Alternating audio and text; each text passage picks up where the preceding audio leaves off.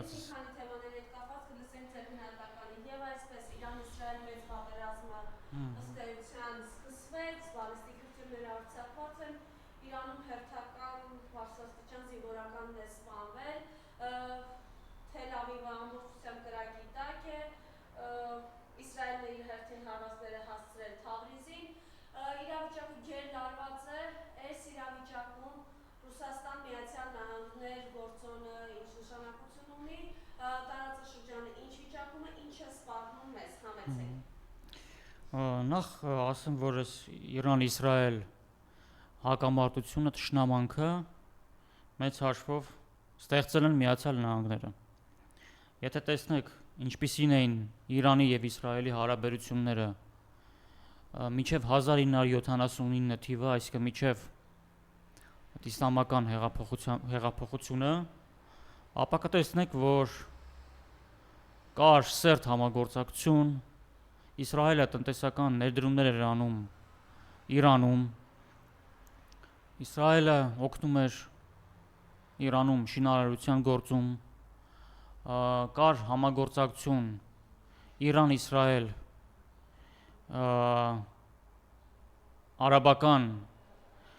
երկրների դեմ հակամարտության գործում, այսինքն Իրանը որոշակի չափով օգնում էր Իսրայելին այդ առումով, շահը ինքը արևմուտքի դաշնակիցն էր եւ 1979 թվականին, 8-9 թվականներին տեղի ունեցավ իսլամական հեղափոխություն, որին Միացյալ Նահանգները ուղղակի չխանգարեցին, այսինքն թույլ տվեցին, որ իրենց դաշնակից շահին կհանկեցանեն, Իրանն էլ ինքը աշխարհիկ պետություն էր միջև այդ եւ դրանից հետո Իրանը դարձավ իսլամական պետություն, հայտարարեց, որ սիոնիստական ռեժիմի դեմ է եւ այդ ռեժիմը պետք է ոչնչացվի, այսինքն իմ կարծիքով Միացյալ Նահանգները սրանով Մերձավոր Արևելքում ստեղծեցին մշտական վառոդի տակառ, որը ցանկացած պահի իրենց հայեցողությամբ կարող են պայթեցնել, այսինքն երկու թշնամական պետություններ, որոնց հակասությունների վրա կարելի է ցանկացած պահի Մերձավոր Արևելքը պայթեցնել։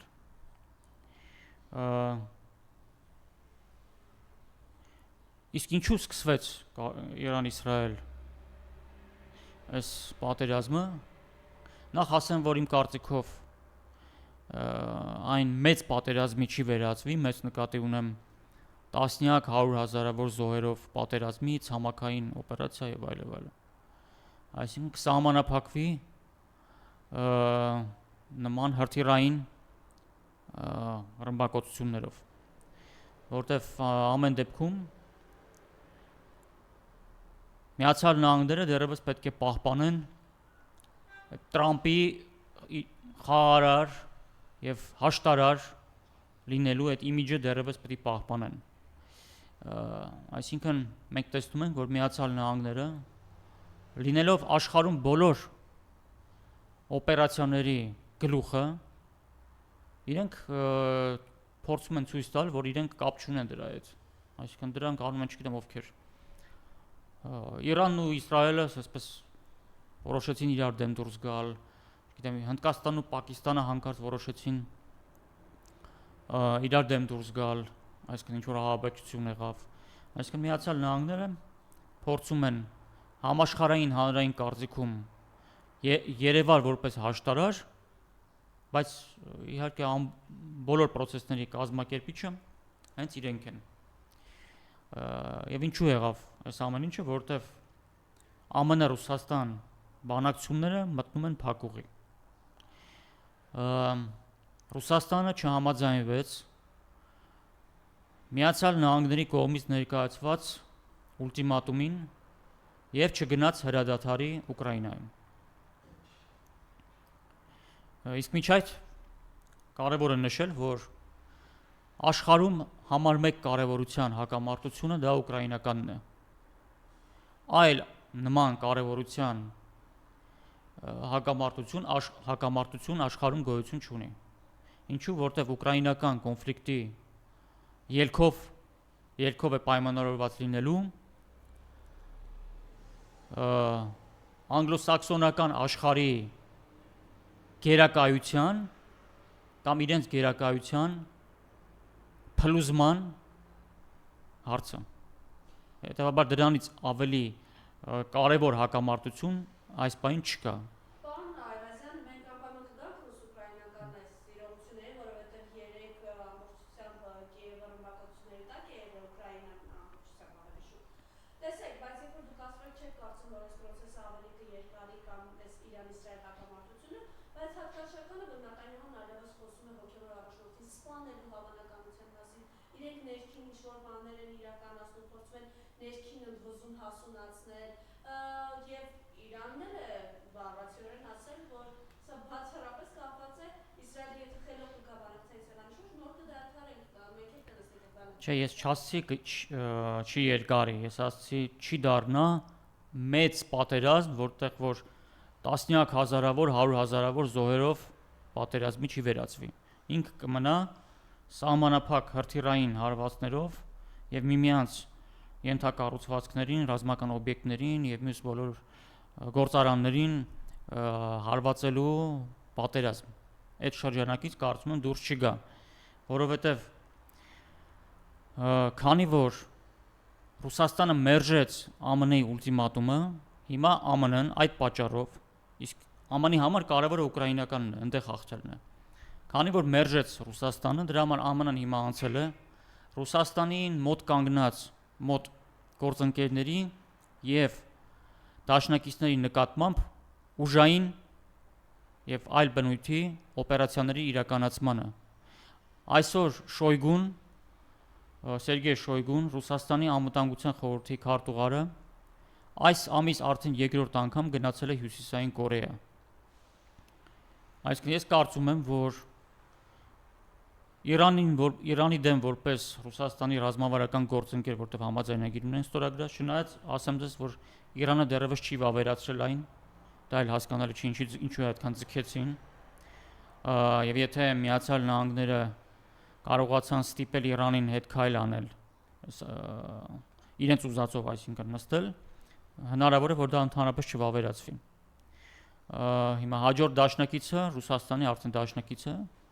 դա Հյուսիսային Կորեան է, որը իր զորքով նույնիսկ ուկրաինական կոնֆլիկտում մասնակցեց։ Ես ենթադրում եմ, որ Շոյգուի այցը երկրորդ անգամ այս ամիս հենց դրա հետ է կապված։ Հնարավոր է Միացյալ Նահանգները իրականացնեն նաև օպերացիա եվրոպական ճակատում, այսինքն Բելարուսի սահմանների մոտ փորձեն իրականացնել։ Այսինքն քանի որ Ռուսաստանը մերժեց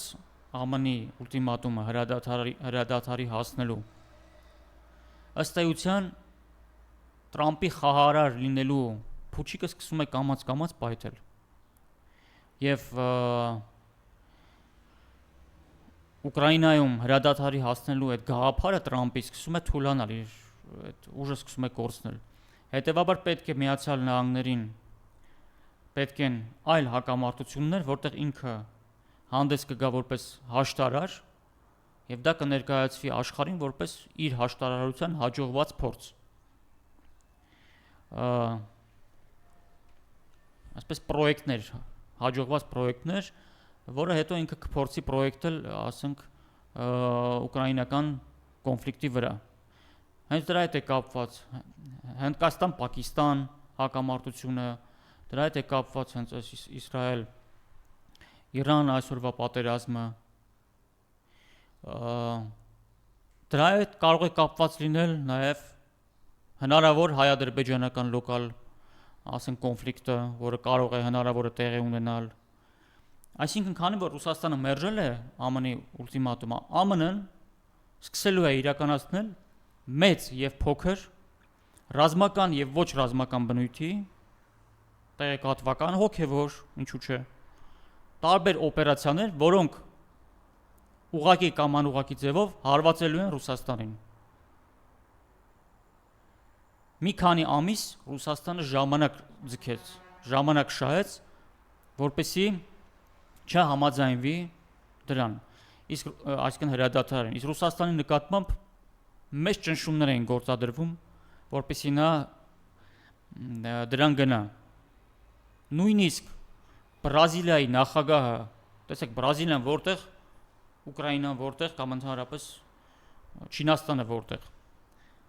Բրազիլիայի նախագահը անձամբ հազարավոր կիլոմետրեր կտրելով ցրավ հասավ Չինաստան։ Չինաստանից եկավ Մոսկվա եւ սկսեց խոսել հանկարծ ուկրաինական հակամարտության խաղաղ կարգավորման մասին։ Այդ ինչի հանկարծ տենց որոշեց անել։ Այսինքն Միացյալ Նահանգները նաեւ BRICS անդամ պետությունների միջոցով էին փորձում ազդել Ռուսաստանի դիրքորոշման վրա, որպեսզի նա համաձայնվի հրադադարի ռեժիմին, որը բնականաբար Ռուսաստանի համար կլիներ պարտության սկիզբ։ Քանի որ Ռուսաստանը դա մերժեց, հիմա մենք տեսնում ենք, որ Միացյալ Նահանգները սկսում են իրականացնել օպերացիաներ։ Երեք Զախարովան հայտարարեց, որ Միացյալ Նահանգները իրենց նախաձեռնությամբ միակողմանիորեն դուրս են եկել,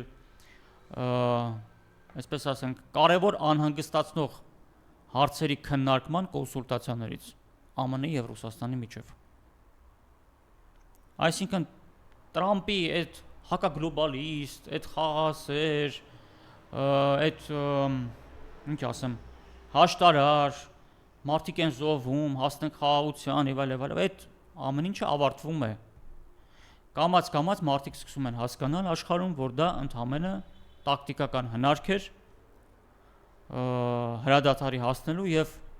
ուկրաինական պատերազմը նոր ավելի մեծ արունալի տեմպով սկսելու համար։ Ռուսաստանը չտրվեց դրան, հիմա Ռուսաստանը տարբեր ուղղություններով, տարբեր երկրներում, տարբեր տրամաչափի, տարբեր ոլորտներում հարվածներ է ստանալու ուղղակի կամ անուղղակի։ Եվ դրա հետ է կապված իմ կարծիքով հայ առաքելական եկեղեցու դեմ արշավը, եւ ես կարծում եմ դրա գլխավոր շտաբը գտնվում է Վաշինգտոնում, որտեղ հիմնական պատճառը ամենայն հայոց կաթողիկոսի փոփոխությունն է, որի եղբայր Եզրած Սրբազանը Ռուսաստանի թեմի առաջնորդն է եւ Նոր Նախիջևանի, եւ դրանով իսկ իրենք կհասնեն նրան, որ էականորեն հարված կհասվի հայ-ռուսական կապերին, որտեղ եկեղեցու միջոցով այդ կապերը նաև հոգևոր ոլորտում զգալիորեն պահվում են, եւ իհարկե հայ-ռուսական հարաբերություններին հարված հասցնելով անուղղակի հարված են հասցվում նաև Ռուսաստանին։ Այլ հարց, թե տեղում այդ օպերացիաների իրականացման պատասխանատուները ովքեր են, թուրքերը, բրիտանացիները, այդ այլ հարց, բայց գլխավոր շտաբը գտնվում է Վաշինգտոնում։ Եվ կարծում եմ գնալով մենք ավելի շատ կտեսնենք նոր սրացումներ եւ ինչպես մի քանի հաղորդում առաջ խոսում ենք, Ռուսաստան-ԱՄՆ հարաբերությունները մտնելու են փակ ուղի, ինչքան էլ որ ասեն լավ է, միևնույն է փակ ուղում են, որտեղ գլխավոր կոնֆլիկտի շուրջ չեն կարողանում գալ համաձայնության։ Ի վերջո այդ ամեն ինչը վերածվելու է գրեթե երրորդ համաշխարհային պատերազմի սկսման, նոր հետո արդեն Միացյալ Նահանգները բնականաբար վերջում հետ քայլը անելու են, բայց մինչ այդ մա չեմ ուզում մի քիչ մեղմ ասեմ, այդքան էլ հեշտ ժամանակներ չեն սպասվում։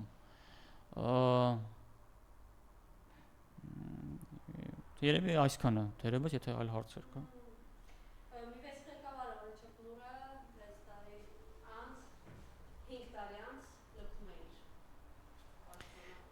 Ուրեմն տեսեք, ԱՄՆ Ռուսաստան հակամարտությունում, ինչպես նշեցի, գլխավոր շտաբը գտնվում է ԱՄՆ-ում։ Եվ Եվրոպան եւ նույն Մեծ Բրիտանիան, Եվրամիությունը, իրենք ԱՄՆ ենթականներն են, իրենք կատարում են այն, ինչ ԱՄՆ-ն իրենց հանձնարարում է կամ թույլատրում է։ Այսինքն իրենք կարող են գործել թույլատրելի սահմաններում, բնականաբար ասենք նույն Իսրայել-Իրան հակամարտությունում Իսրայելը իր խնդիրներն է լուծում, այսինքն ինքը իր անվտանգության խնդիրն է լուծում իր տեսանկյունից, այսինքն այդտեղ ամեն մեկը բնականաբար իր ներքին խնդիրները, իր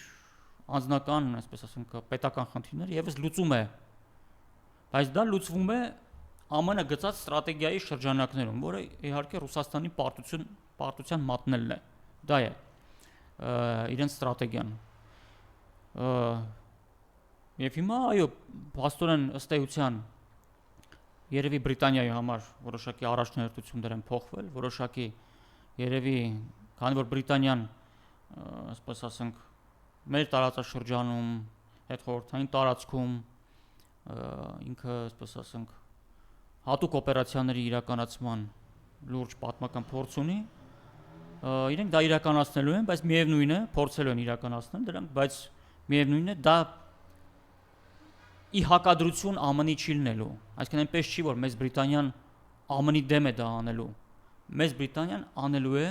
ԱՄՆ կողմից Ռուսաստանի դեմ վարվող պատերազմի շրջանակներում, որտեղ որ դա չի հակասում Ռուսաստանին հաղթելու ԱՄՆ ստրատեգիային, բայց նաև այդտեղ Մեծ Բրիտանիան նաև իր բնականաբար շահն է ունենալու։ Եվ այդ առումով չեմ բացառում, որ մոտ ժամանակներում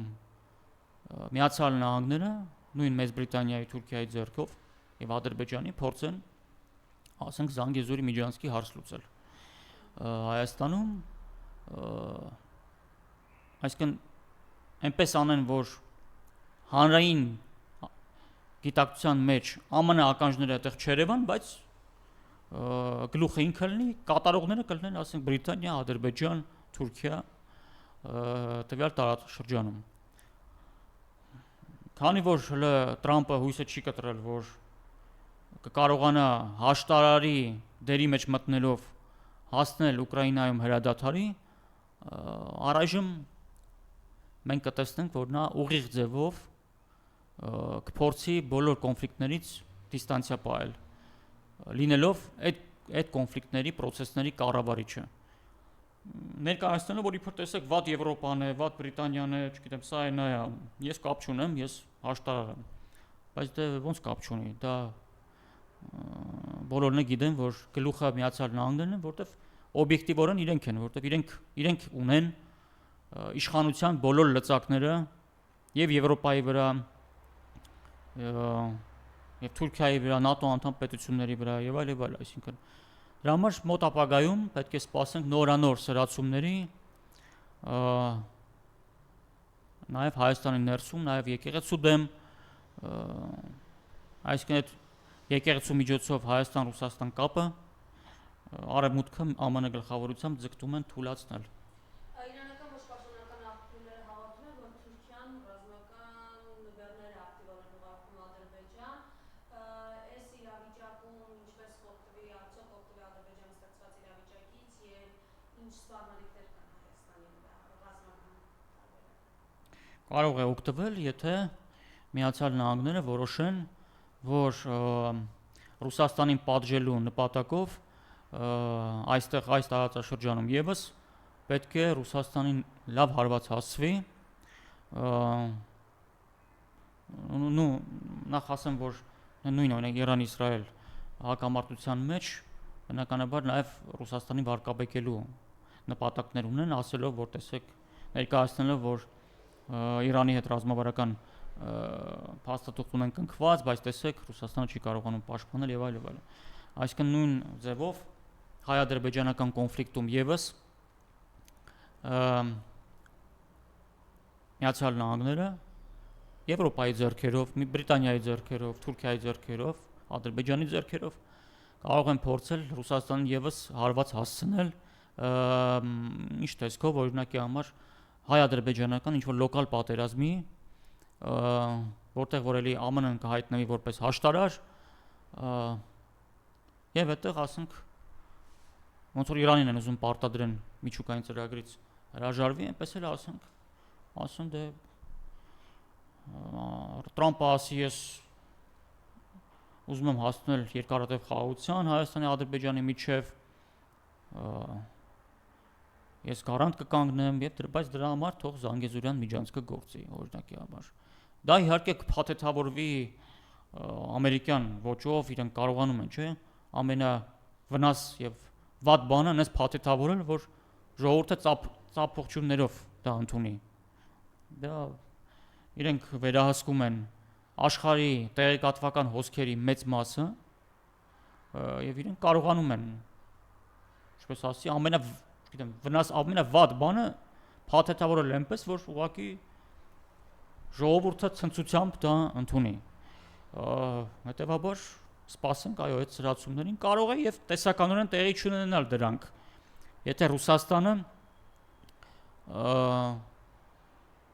որոշակի պատասխաններ տա, ասենք ստրատեգիական միջուկային զսպման հարթության մեջ, այսինքն ԱՄՆ-ին մեսիջ տա, որ եթե դու գնում ես սրացման տարբեր կետերում եւ դրանցով ուզում ես ինձ հարվածել, ապա ես էլ կսպառնեմ քո տարածքին ռազմավարական միջուկային զենքով։ Այսինքն այդ օրը գալու է, այդ օրը վաղ թե ուշ, եւ կարծում եմ բավականին շուտ կգա, գալու է եւ դրա շուրջ է լինելու պայմանավորվածությունը։ Իսկ Հյուսիսային Կորեայի հետ ես հիշեցնեմ, որ իրենց այդ դաշնակցային փաստաթղթում, որ ստորագրվել է եւ վավերացվել, իդեպ Հյուսիսային Կորեան շատ արագ դա արեց, վավերացրեց ի տարբերություն Իրանի, այնտեղ նշված է, որ միմյանց նկատմամբ ագրեսիայի դեպքում այդ երկու երկրները իրար օգնություն են ցուցաբերելու։ Այսինքն Միացյալ Նահանգները կարող են եւ նաեւ փորձել կորեական թերակղզում եւս Հյուսիսային Կորեա, Հարավային Կորեա որոշակի սրացումներ մտցնել։ Եվ այդտեղ նաեւ Ռուսաստանը եւս պատրաստվում է Հյուսիսային Կորեային ուրեմն օգնել։ Այնպես որ մեծ եւ փոքր ճակատներում ներքին, արտաքին, չգիտեմ, տնտեսական, տեղեկատվական, հոգեվոր եւ այլ ոլորտներում սպասենք մեծ սրացումների, որը կապված է ԱՄՆ-Ռուսաստան բանակցությունների փակուղի մտնելու հետ։